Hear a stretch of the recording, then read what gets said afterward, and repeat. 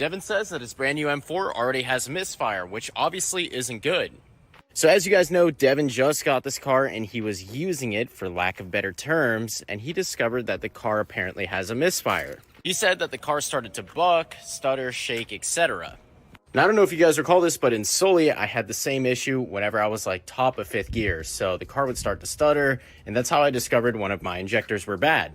Car was misfiring high up there. I changed the injectors, problem solved, never had it again. But I mean, Devin says the same scenario is causing the misfire in this car.